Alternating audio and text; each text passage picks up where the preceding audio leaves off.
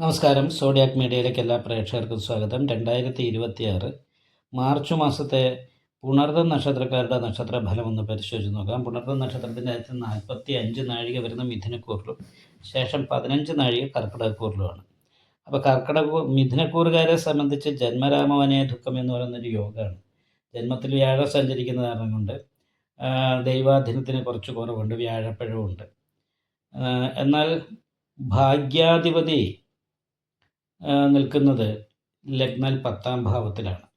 അപ്പം തൊഴിലിൻ്റെ കാര്യത്തിൽ ഭാഗ്യം അനുഭവിക്കാനായിട്ട് സാധിക്കും.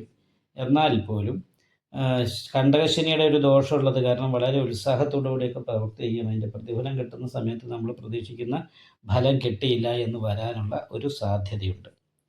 എന്നാൽ പഞ്ചമഹാപുരുഷത്തിലെ മാളവ്യയോഗം ചെയ്ത് ശുക്രൻ 10ാം ഭാവത്തിൽ നിൽക്കുന്നുണ്ട്.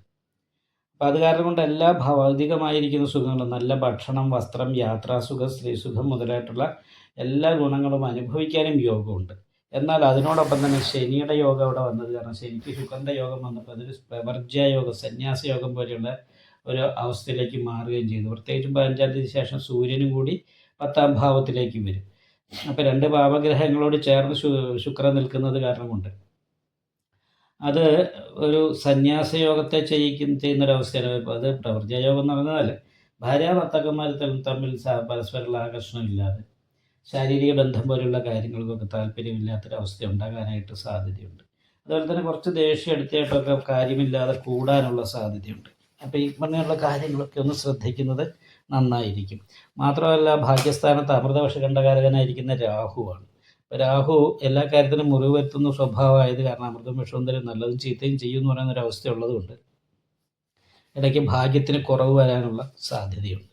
മാത്രമല്ല ശത്രു സ്ഥാനാധിപതി ഭാഗ്യസ്ഥാനത്താണ് നിൽക്കുന്നത്. അപ്പോൾ ശത്രുദോഷം പോലെയുള്ള കാര്യങ്ങൾ കൊണ്ട് അവനവൻ്റെ എടുത്തയാട്ടം പോലെയുള്ള ശ്രദ്ധക്കുറവ് പോലെയുള്ള പ്രശ്നങ്ങൾ കൊണ്ട് ഭാഗ്യക്കുറവും അതുകൊണ്ട് തന്നെ മൊത്തത്തിൽ അനുകൂലമല്ലാത്ത രീതിയിലുള്ള അവസ്ഥയിലൂടെ കടന്നു പോകാൻ ഇടവരികയും ചെയ്യാനുള്ള സാധ്യതയുണ്ട്.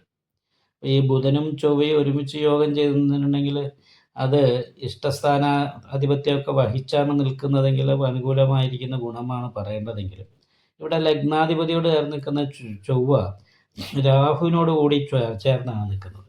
അപ്പോൾ അങ്ങനെയുള്ളത് കാരണം കൊണ്ട് ചില സമയത്ത് പെട്ടെന്ന് ദേഷ്യം വരിക, എടുത്തിയാടി സംസാരിക്കുക, ഇങ്ങനെയുള്ള വിഷയങ്ങൾ ഉണ്ടാകാൻ സാധ്യതയുണ്ട്.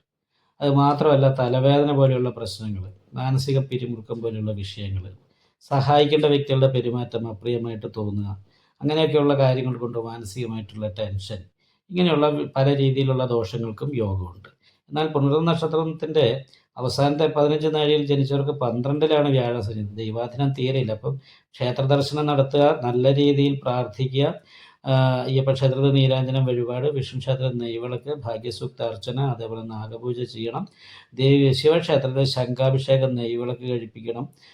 ദേവീക്ഷേത്രത്തിൽ ഗുരുതി പുഷ്പാഞ്ജലി, നെയ്വിളക്ക്, ഈ വഴിപാടുകളൊക്കെ ചെയ്യുകയും നല്ല രീതിയിൽ പ്രാർത്ഥന ഉണ്ടാകുകയും ചെയ്താൽ വലിയ തടസ്സമില്ലാതെ അനുകൂലമായിരിക്കുന്ന ഗുണഫലങ്ങൾ അനുഭവിക്കാൻ ഈ മാസം സാധിക്കുന്നതാണ്.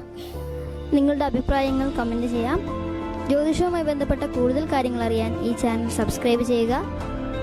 ഞങ്ങളുടെ ഓൺലൈൻ കൺസൾട്ടൻസി നമ്പർ താഴെ ഡിസ്ക്രിപ്ഷൻ ബോക്സിൽ കൊടുത്തിട്ടുണ്ട്. ആവശ്യമുള്ളവർക്ക് കോൺടാക്റ്റ് ചെയ്യാവുന്നതാണ്.